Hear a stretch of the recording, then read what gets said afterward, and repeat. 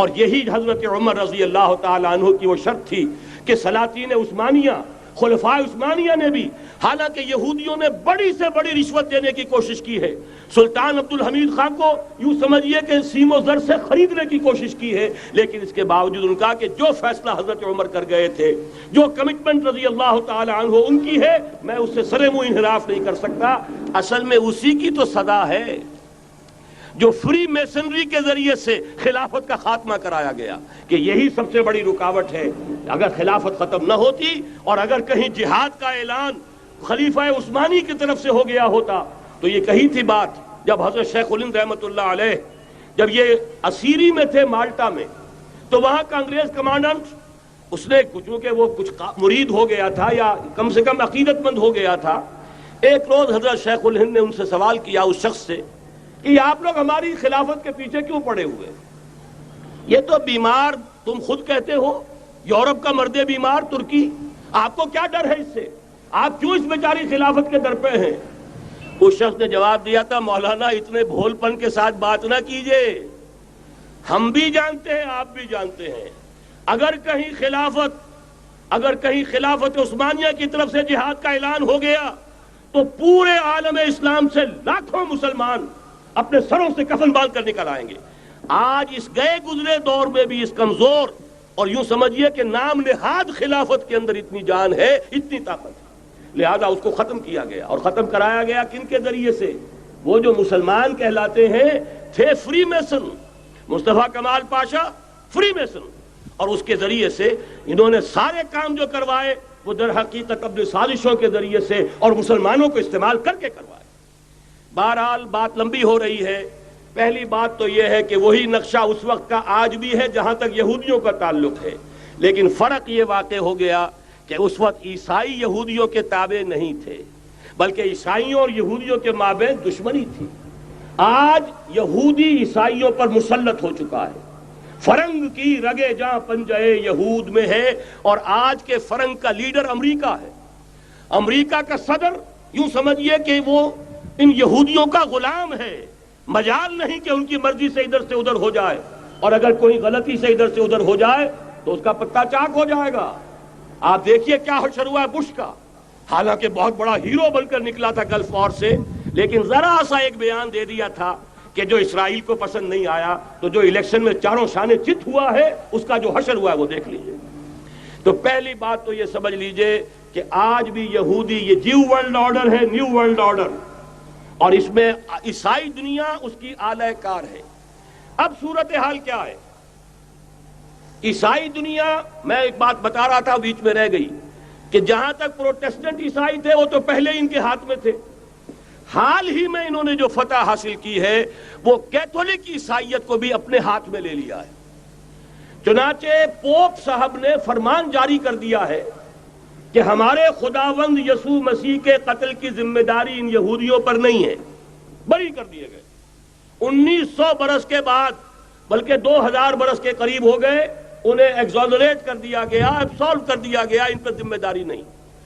نتیجہ یہ نکلا ہے کہ ابھی چند مہینے پہلے جو مذاکرات صلح کے ہو رہے تھے، جن میں یاسر عرفات بھی تھے اور یہ اسحاق رابین گیا ہوا تھا واشنگٹن، وہاں سے واپس آیا ہے تو روم میں رک کر پاپائے روم سے ملاقات کر کے تشریف لائے ہیں، انہیں دعوت دی ہے کہ یروشلم آئیے، اور ویٹیکان نے تسلیم کر لیا ہے اسرائیل کو، اور ویٹیکان کا اب جو ہے ایک ایمبیسی، اس کا جو ہے سفارت خانہ وہ یروشلم میں بننے والا ہے، اور پوپ صاحب بھی وزٹ کرنے والے ہیں۔ گویا کہ یہ گٹھ جوڑ اب مکمل ہو چکا، اب کہیں اس میں کوئی کمی نہیں رہی۔ اس یونائٹڈ فورس کے ساتھ یہ نیو ورلڈ آرڈر اس وقت عالم اسلام پر حملہ آور ہے۔ اب اس میں نوٹ کیجئے کہ اس وقت کی فضا ہے کیا۔ عالم اسلام میں سے عالم عرب ان کے شکنجے میں جا چکا، کیوں بنا کر کھڑے ہوئے ہیں اسرائیل کو ماننے کے لیے اور سر تسلیم خم کرنے کے لیے۔ انہیں بلا کر میڈرڈ میں پیش کیا گیا یہودیوں کے سامنے کہ تم جن کے ساتھ ایک ٹیبل پر بیٹھنے کو تیار نہیں تھے، میڈرڈ میں آؤ، آؤ اپنا قبرستان دیکھو، یہ اسپین کی سرزمین جہاں تم نے 800 برس حکومت کی تھی، یہ تمہارا قبرستان، یہاں آؤ اور بیٹھو اور ان کے ساتھ بات کرو۔ گئے تھے کہ نہیں تمام فرنٹ لائن سٹیٹس میڈرڈ میں؟ حالانکہ کوئی بین الاقوامی کانفرنس کبھی میڈرڈ میں نہیں ہوئی. یا تو یہ واشنگٹن میں، بعد میں وہ سارے معاملات واشنگٹن میں چلے. شروع وہاں سے کیا، اس لیے کہ نیوز ویک کا کچھ عرصے پہلے کور سٹوری جو تھی 1992 is the year of Spain. Why? 1592 was the year of the fall of Granada. 1492 میں 1492 میں غرناطہ کا سقوط ہوا اور پورے آئیبیرین پیننسولا سے ایک ایک مسلمان بچہ نکال کر ختم کر دیا گیا، یا زندہ جلا دیے گئے، یا تہہ تیغ کر دیے گئے، یا جہازوں میں بھر بھر کر. اور آپ کو معلوم ہے میڈیٹرینین کی حیثیت کیا ہے؟ خلیج ہے، ایک معمولی سی خلیج. ادھر سے اسپین کا ساحل قریب آ جاتا ہے، اسپین کے ساحل سے جہازوں میں بھرا اور نارتھ افریقہ کے ساحل کے اوپر پھینک کر آ گئے.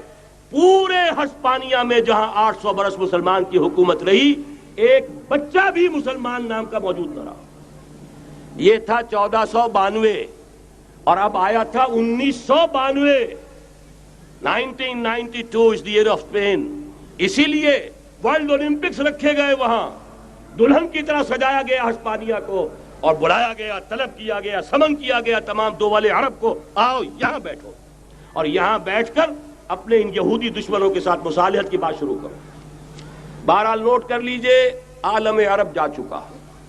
کوئی دن کی بات ہے، میں سنسنی پیدا نہیں کرنا چاہتا، لیکن حالات اور واقعات سے نگاہیں بند کرنا بھی کوئی دانش مندی کی بات نہیں ہے. یہ ایودھیا کی مسجد شہید کی گئی، ابھی یہ ایک بہت بڑا مزار جو ہے شہید کیا گیا، اور اس کے ساتھ کئی مسجدیں شہید کی گئی. یہ سب کیا ہے؟ یہ مسلمانوں کی نفس دیکھی جا رہی ہے کہ کوئی غیرت اور حمیت نام کی کوئی شے باقی ہے. جیسے علامہ اقبال نے وہ نظم لکھی تھی، عبدالقادر روہیلا بڑا ظالم جفاجو کینہ پرور تھا، لیکن یہ کہ اس نے جو ایک ٹیسٹ لیا تھا کہ وہ جو عورتیں ہیں تیموری خاندان کی، ان میں کوئی رمق رہ گئی ہے؟ معلوم ہوا کہ نہیں، کہ غیرت نام تھا جس کا گئی تیمور کے گھر سے، ختم، غیرت نکل گئی. اسی طرح ایودھیا کی مسجد، اب چرار شریف، اور یہ کوئی دن کی بات ہے کہ اب مسجد اقصی کا نمبر آیا کہ آیا. اس کے لیے پوری تیاریاں ہو چکی ہیں. یروشلم کا مشرقی حصہ خالی کرایا جا چکا ہے، اس کے اندر اب پورا تسلط یہودی کر رہے ہیں. یہاں تک کہ اب کے یاسر عرفات صاحب نے بھی کچھ نہ کچھ جو ہے احتجاج کی بات کی ہے، حالانکہ اب تک ہر بات مان کر منقار زیر پر تھا. لیکن یہ کہ ایک وقت آتا ہے آخر کار اسے بھی کچھ بولنا پڑ گیا ہے. لیکن یہودی اب پیچھے قدم ہٹانے والا نہیں ہے. ان کا تھرڈ ٹیمپل، تیسری مرتبہ ہیکل سلیمانی تعمیر ہونا ہے. نوٹ کر لیجئے، ان کے لیے وہ وہی کچھ ہے جو ہمارے لیے کعبہ ہے. ان کے لیے ہیکل سلیمانی بالکل وہی حیثیت رکھتا ہے جو ہمارے لیے کعبہ. وہ ہیکل سلیمانی ایک مرتبہ پہلے نبوکڈنیزر کے ہاتھوں مسمار ہوا، پھر سن 70 عیسوی میں ٹائٹس کے ہاتھوں مسمار ہوا. سن 70 کے بعد آج 1995 میں کتنے برس ہو گئے؟ پورے 1925 برس ہو گئے کہ ان کا کعبہ زمین بوس پڑا ہوا ہے. اب تک تو ان کا بس نہیں تھا، اب تو بس ہے کہ نہیں؟ اب ان کی حکومت ہے کہ نہیں؟ اب شاہ حسن ہو چاہے شاہ حسین، ان کے نوکر اور چاکر ہیں یا نہیں؟ اب انہیں ڈر کس کا ہے؟ لہذا کوئی دن کی بات ہے، مسجد اقصی شہید ہوگی اور ٹیمپل کی تعمیر شروع ہوگی. یہ تو بہرحال ایک نقشہ ہے. اگلا نقشہ آپ کو بتانا چاہتا ہوں، ایک دوسری تصویر ہے. یہ تصویر ہے زمینی، ایک تصویر ہے آسمانی. وَمَكَرُوا وَمَكَرَ اللَّهُ وَاللَّهُ خَيْرُ الْمَاكِرِينَ. انہوں نے اپنی سی تدبیریں کی، اللہ نے اپنی تدبیر کی، اور ظاہر بات ہے اللہ کی تدبیر سے بہتر تدبیر کس کی ہوگی؟ چنانچہ یہودیوں کی سازشیں اس وقت بھی ناکام ہوئی تھی یا نہیں؟ ظاہر بات ہے جاء الحق وزهق الباطل ان الباطل کان زہوقا. لہذا یہ آیتیں دونوں اعلان کر رہی ہیں کہ یہودیوں کی سازشیں بالآخر ناکام ہوں گی اور دین حق کا بول بالا ہو کر رہے گا. یہ تو ان آیتوں سے ظاہر ہے. یریدون لیطفئوا نور اللہ بافواہہم واللہ متم نورہ ولو کرہ الکافرون. یریدون ان یطفئوا نور اللہ بافواہہم ویابى اللہ الا یتم نورہ ولو کرہ الکافرون. هو الذی ارسل رسولہ بالہدی ودین الحق لیظہرہ علی الدین کلہ ولو کرہ المشرکون.